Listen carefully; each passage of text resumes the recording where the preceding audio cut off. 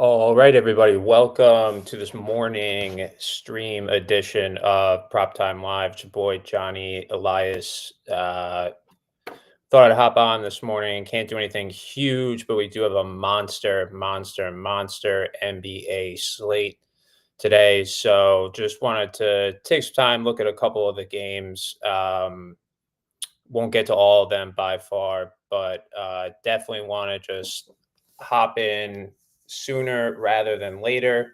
As more people join, they can watch back, or hopefully, maybe I'll have a chance to recap something when it's all said and done. However, I don't want to just wait around forever. So we're going to hop right in to the first game on our slate, which is or at least on my slate, is San Antonio and Boston. Right now, Boston 8.5 point home favorite most places. Pretty much consensus. Minus 109 bookmaker Chris, minus 110 circa, minus 115 DraftKings, minus 114 FanDuel, Pinnacles at a minus 111. Pretty clean as far as injuries are concerned. The one obvious notable exception to that is Jalen Brown. And let me see here. What do we have for it's his knee? So obviously a big impact if he misses the game, relatively speaking. I mean, these squads to me are both pretty loaded. I mean, we know the Celtics are, but I think De'Aaron Fox does. I don't want to say takes the Spurs to the next level, but I think he maybe brings them to the next tier.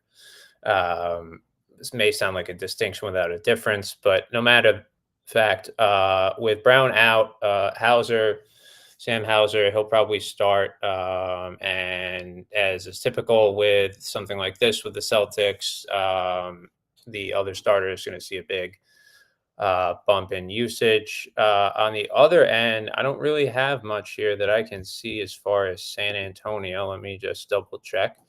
With the way, yeah, Charles Bassey. Ooh. I mean, sorry, man, Charles Bassey. Nothing personal there. But anyway, yeah. So he's the only one missing that's going to really be relevant to anything. Or he's not even relevant to anything that we're doing with that. Let's take a look at. We'll do the size total first, then we'll take a look at some props and get going on some other games here. 8.5 is a lot of points, even though Boston is at home. Let's see what model has here. Forgive me a minute to squint away from the camera for a sec here. What do we got? We got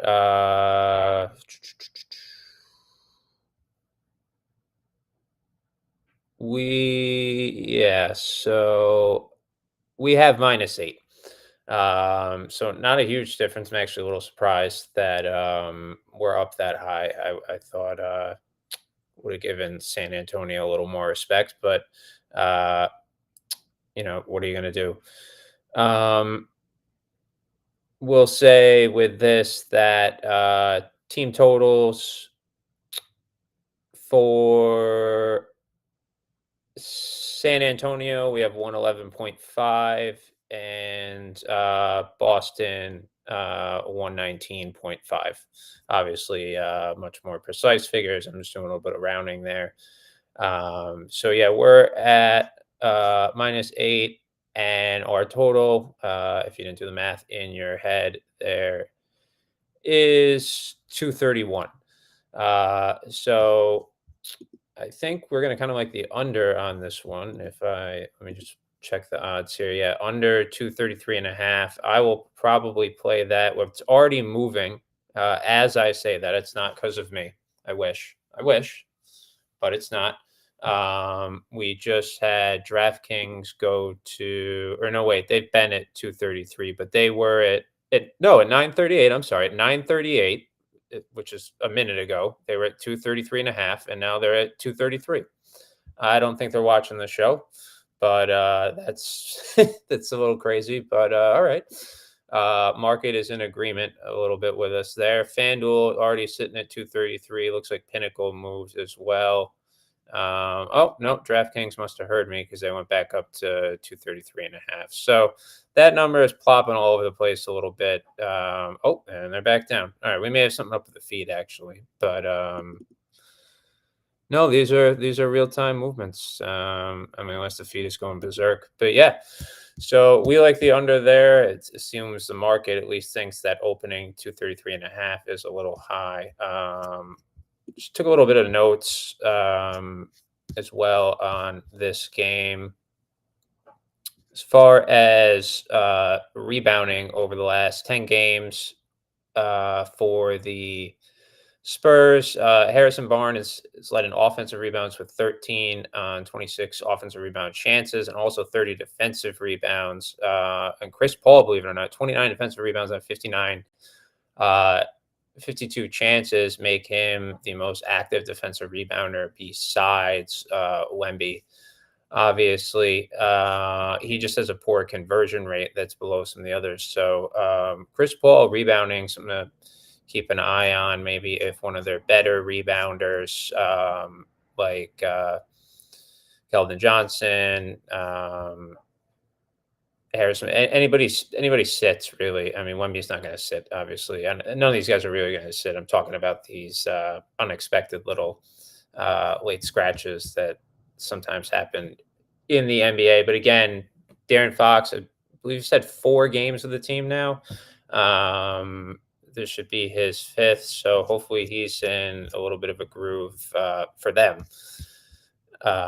Let's take a look at some props. Let me just make sure I didn't have any other notes on this one. Oh, with Pritchard, is this maybe something to note here? From a per minute basis, if you look at some of these categories, touches per minute amongst the guards on Boston, you have Tatum with 2.43 touches a minute, Derek White with 2.01 touches per minute, and then Peyton Pritchard with 1.8. Peyton Pritchard is third in potential assists per minute. He's first in most efficient actual, what I call the most efficient actual assist creators, which really just means assists per minute.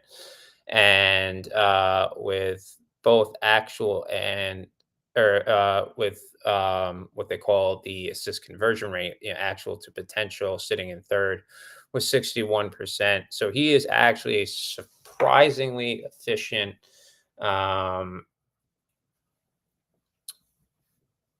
playmaker with the ball. Tatum, obviously, he's dominating and creating the opportunities, but he actually has a lower conversion rate than Pritchard. Porzingis and Derek White are actually the best at that, but might be a little bit of an opportunity maybe to look for something with Peyton Pritchard's there. I'm not trying to push it over on you guys. These are just some things I looked up before I even looked at my projections. So I've speeded through all this, but I'm crunched for time too. So let's take a look at some of the props here as to what we might have available for us. Speaking of assists, let's just take a look at what we got here.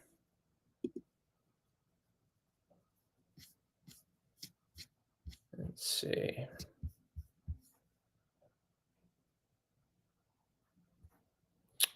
Okay. Well, we don't actually have any props up yet for Peyton Pritchard. Those will probably come closer to game time. I'm just looking at assists now, but with Tatum, Porzingis, White, all expected to play, I still think Pritchard may be a little underappreciated. I'm not going to go under on uh, Tatum's assists. But maybe it's tough. I mean, if I was going to look at anything on Boston, maybe I'd look under on Jaylen Brown, although he's had a day of rest, but he might miss anyway because he's the only one in danger of missing. That's tough. Yeah. Yeah, I mean, I would say Porzingis maybe has a shot to, if he doesn't play, to go over his 2.5. Right now, I still like Porzingis under a little bit. I have him projected 2.16 assists. His line is under 2.5 minus 137 would be the best. That's at Caesars there. Um, let's see if I let what we got for just checking out some of the Spurs players here. I know we didn't talk about them before the projections came out, but I do think that this Wemby projection is a little low. If you, for example, I wouldn't hate the DraftKings over 3.5 plus 124 with that kind of plus money, with presently having him projected at 3.98 assists for Wemby. Let's take a look at rebounds, see if maybe there's anything of note here we get from the projections. Yeah, see, here's De'Aaron Fox, who's been low key a very he's been a decent rebound. I didn't really talk about him a lot when I just went over those notes because he's only had 4 games um, with them, but he's been a big factor. Let's see. Uh, yeah, so yeah, it gives him 13 defensive rebounds. It's just what I wrote, and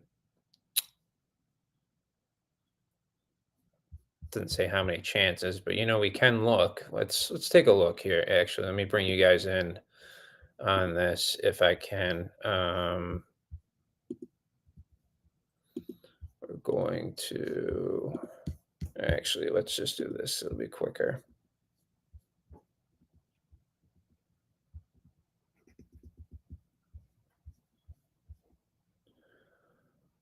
Apologies for that.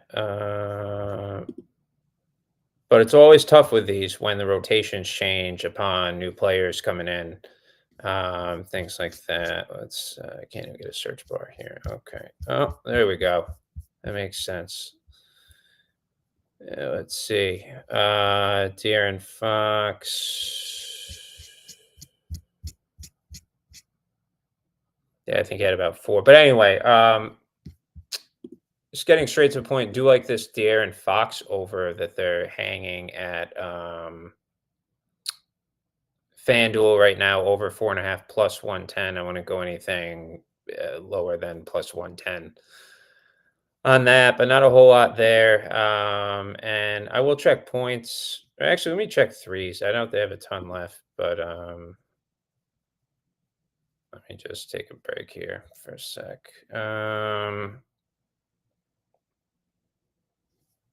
Yeah, nothing crazy as far as threes are concerned. And then points, I like to see starters and stuff like that normally, but that doesn't mean I won't put them in a blend and hit some of these things. So no, I'm not going to play anything really probably for this early game, except I am going to take that under um, that I spoke about, the under 233.5. Looks like it's definitely available if you wanted it. All right. Let's go to our second game that I was going to talk about, and that is Atlanta and New York, which looks to have a pretty clean injury report, I hope. As I'm looking at this now, that what it appears to have, but I'm just trying to do a little check here to make sure that I'm not missing anything. Quick. No. So, all right, we should have a pretty clear injury report for these guys. Let's get the model here running 1 sec.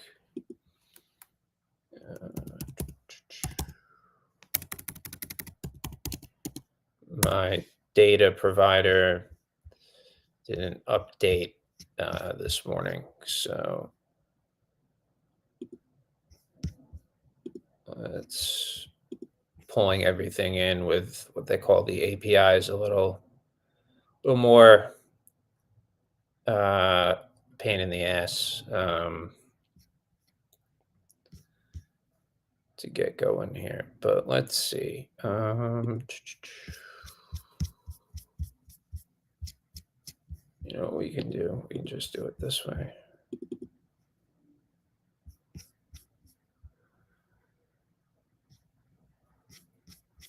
Sorry, I just got to get the right.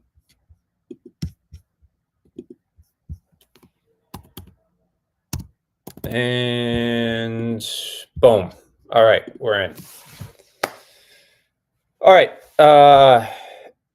New York at Madison Square Garden taking on the Hawks. Over under was 239.5.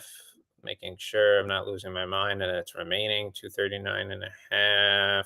And it is remaining 239.5 minus 110-ish, depending where you're looking, except Pinnacle, you can get under 239 minus 101. Spread is looks to be consensus -8. If you have Pinnacle, you can get a +8, +100. So that's not too bad either. If you're looking to, it should specify -8 to the home team, the New York Knicks.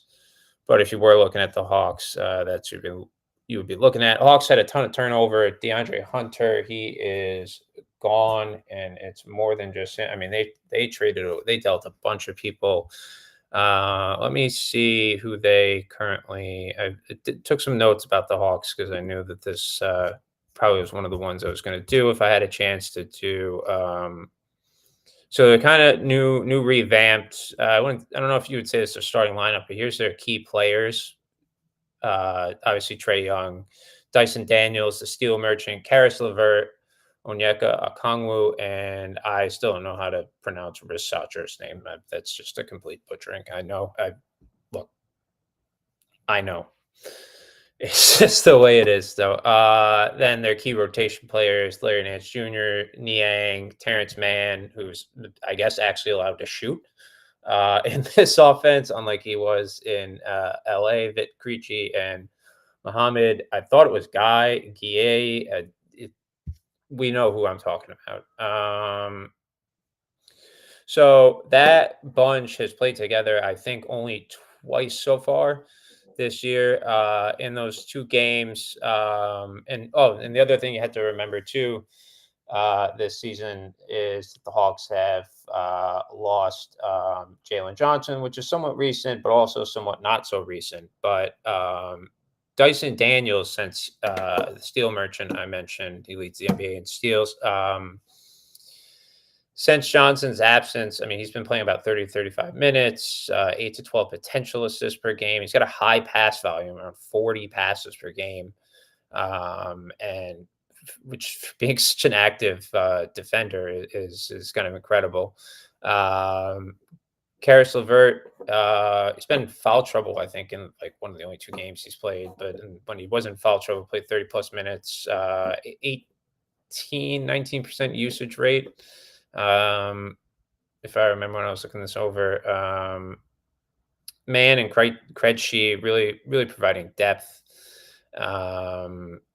Primary ball handler, though, still Trey Young, 89, 93 touches per game, 8.6 to 9.3 minutes of possession per game, 57 to 58 passes made, 15 to 18 potential assists per game, longest time per touch even on the team, 5.5 to 6.3 seconds per game. But Dyson Daniels really starting to set up. As long as the people around him can make shots, his assists are going to be something to watch. But they've also had some dire forecasts before when he hasn't had some of his favorite targets aren't around any longer. But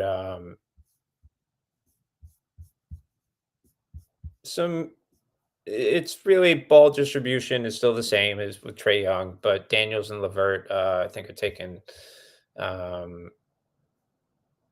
a little bit of that burden off Trey Young in this new Hawks squad. And rotation, but obviously losing Hunter is a big loss for them. Clint Capella's been sitting. I don't know if he's back today. That's another thing I should I should have looked at.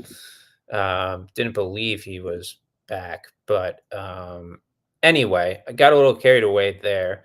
I forgot to give our total for our model total is 235.5, and our spread is minus 7.75.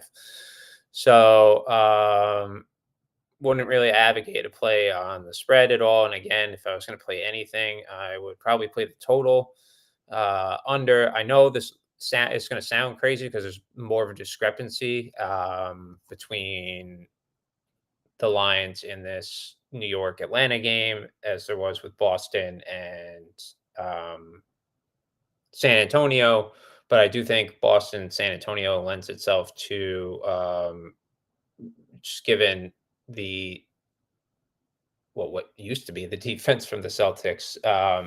But just in seeing some of their games recently, I like this stat to have a better chance to go under. So probably wouldn't have anything in the game. Now I will have props. I'll try and post them later, post them throughout the day. But we're looking at some lines right now that are they're not openers, but they're going to look much different come closer to game time. But let's just take a look here, see what we got. Let's take a look at. I want to take a look at steals. I mentioned Dyson Daniels. It looks like that train has probably come to an end. Dyson Daniels over 2.5 steals plus money when I mean he was catching plus 120, plus 130s, and I mean this is like free money. There's a game he had 5 steals. I want to say it was sometime last month. Don't think it was this month. But that seems to be books seem to be catching on to that a little bit. I only have him projected 2.32 steals, so that there's no way there's going to be any value on the over for him there, and I would never bet under on the steal merchant in that category. Let's check out rebounds and assists for Atlanta and New York. When it comes to rebounding, Josh Hart, always a guy you're going to look at here. But let's see what we got here. Rebounds and assists. Rebounds and assists. Okay.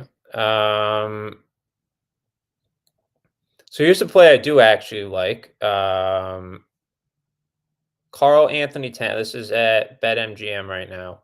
Carl Anthony Towns under 16.5 points or rebounds and assists minus 105. Okongwu is an absolute beast down low with the rebound, as is Towns, and that's not to take away anything from Towns in the slightest. But when you also have Hart competing down there there's only so many available rebound chances, and I would consider him sort of the odd man out. And this is even with projecting him as having 12.83 rebounds and 3.12 assists in the game.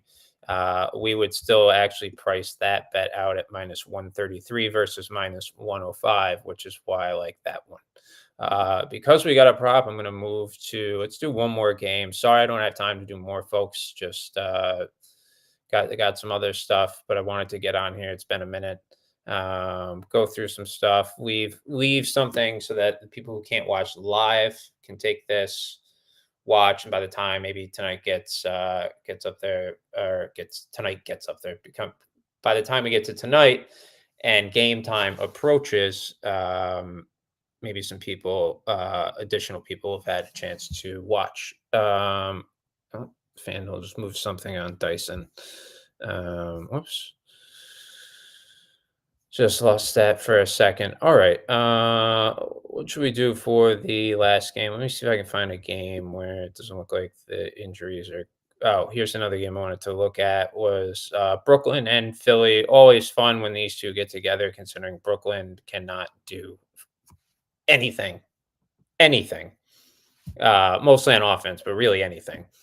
certainly anything on offense. And the 76ers doing the start Embiid, sit Embiid on the back to back. No shot there, or no shock there, given that he played last night, and then after he was still last night after he was done playing was doubtful already for tonight's game. So uh, that should leave Maxi to take on a much bigger role. Let me see. I had some notes, I believe, just focused on Maxi because this is another one that I was to look at, but these might have been. Um,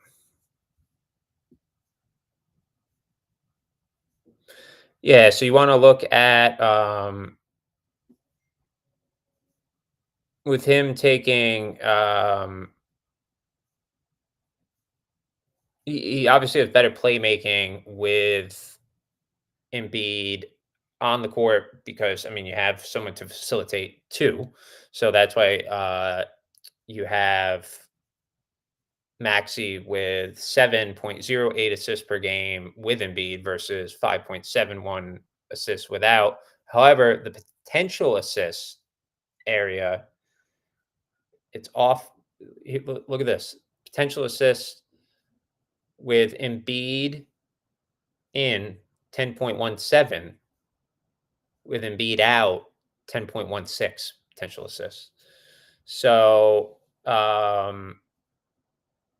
the you can see how it's just a matter of maybe some of these people around him making more of the. There's no reason you should go from uh, 10.17 potential assists to 7 actual assists with him playing versus 10.16 to 5. Play slightly more minutes without him being. I mean, this is all stuff we knew, but without Embiid, he does have a much higher touches per minute, and obviously a huge usage bump goes to him and Kelly Oubre to a certain extent. Um, I would assume Yabu is who would start for Embiid.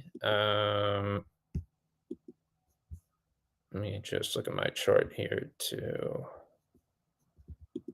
verify that's correct. Yeah, if he's available, I'm not really sure. I don't want to waste too much more time, but yeah, obviously Maxi and Oubre are going to have some big usage bumps with him out. But I still, given that it seems everyone else has kind of been healthy, the other thing with Maxi here is that Paul George has like he's a torn, I think a ligament in his finger, which eh, is affecting his shooting. I don't know how much he scored last night. That's on me. I didn't have a ton of action on that except Embiid under threes, which barely cashed, but we got there. Um, so you know,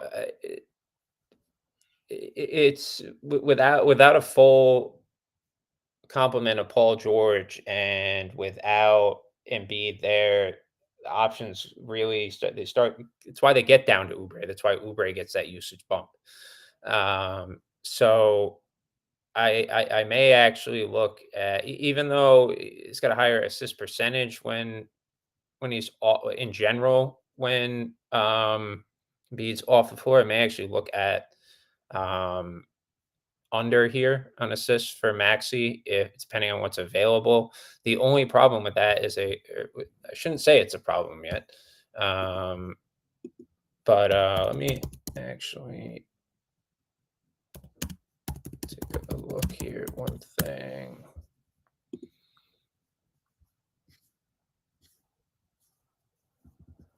Where's Brooklyn? All right, yeah, they were Brooklyn. They allow 26.8 assists per game, which is 21st in the NBA. So not great, but they're not too far off the median. So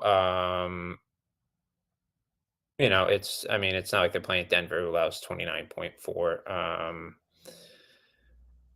Just for a reference, if you were to look at Brooklyn with 26.8, and then look at number 11, Toronto, they're 26.1. So, notable, but not enormous. I don't know if that would give me a huge level of pause. I need to check the spread on this, not just for our model, but I want to see how much of a blowout risk. I can't imagine a huge spread.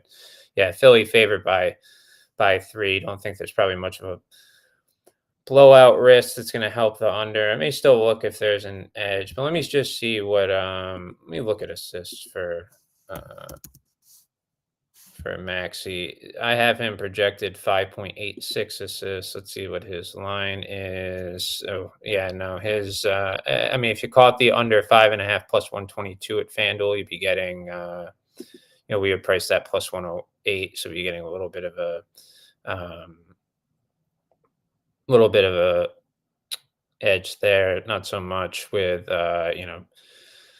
looking at DraftKings, for example, under 6.5 minus 154, we have it priced minus 169. So very, very small edge in that respect. But let's see what we got for assist in this game. See what we come back with here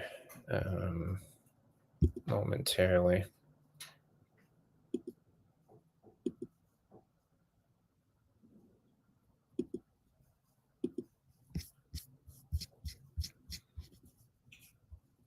Oh, I guess it's going to do everybody, whether I wanted to or not. All right, so we'll have to let that sim for a second. But while we do that, let me. Oh, that's because I already. All right, we're gonna have to do this manually.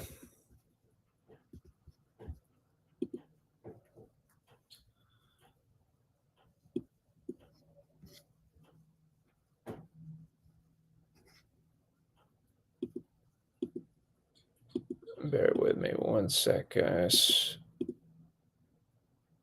Waiting for some of these numbers to come in.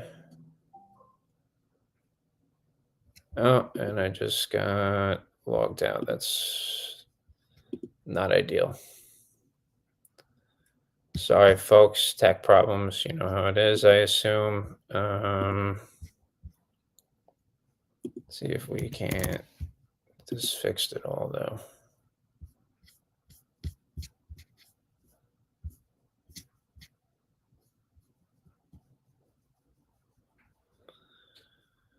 Well, looks like we are having a little trouble on my end here. The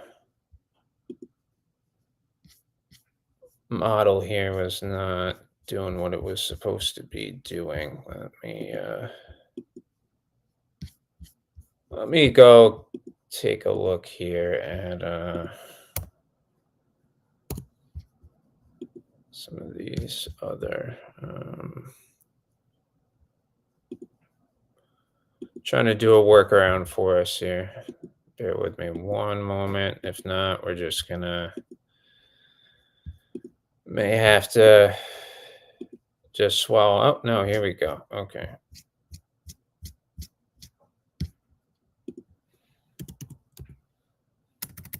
Let's see with Philly.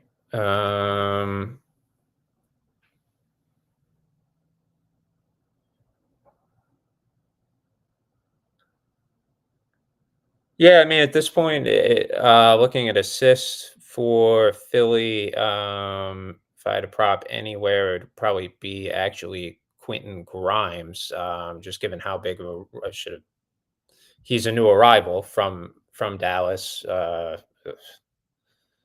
Sorry, Dallas. Jeez, it's been a rough week for you guys. But yeah, him coming over there, not really sure I was going to fit into the rotation exactly yet, but having him projected for 2.59 assists with most places. I mean, looking right now, ESPN bet under 3.5 minus 150. Bona unders Bona.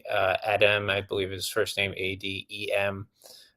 Those are always a good time. Let me just look at the rebounding on this. this game here, see what happens. But let me try and pull the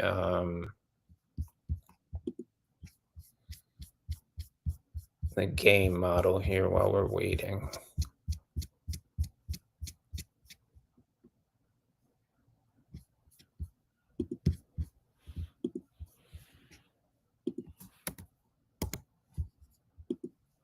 Okay, so we got the props going, but game model wise, we project a spread of Brooklyn +4. So right now, I believe it was -3, right? Yeah, -3 for Philly. So that's something we would definitely want to consider potentially, if that moves. I'd say if it moves to about um, I mean, if it moves a point more towards Philly, that might leave Philly -2 open. But I'd be looking for at least 2 more points. I'd be looking for +6 on the Nets. We're not going to get that um, unless there's some huge announcement before tip off that we're not privy to. Let's look at the total. The total is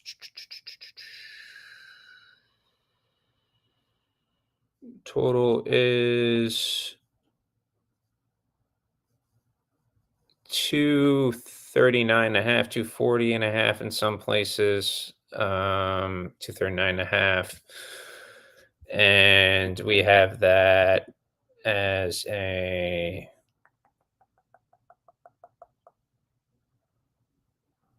oops. There we go.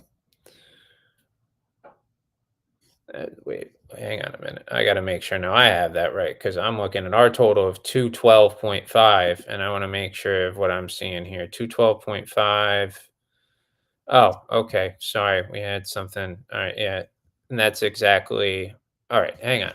We're gonna get this sorted out. We have tech stuff going on all over the place here. It's a nightmare. All right, let's get this one sorted out.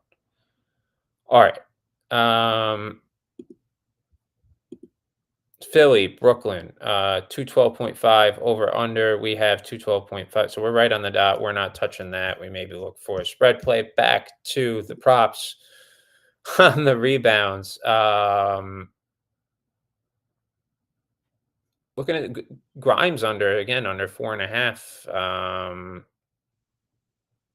I mean, it's a little steep, but some places -145 at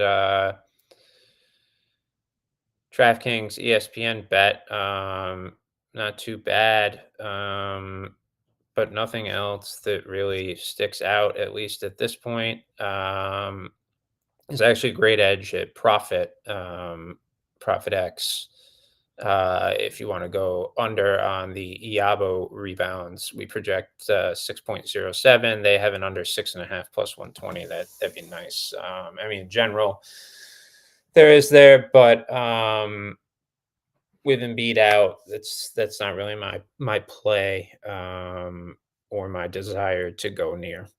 All right, everybody, I have to call it. Sorry, we only got through 3 games, and it was a little tech uh, tech buy-ins at the end there. But hopefully, we get to do more of these soon.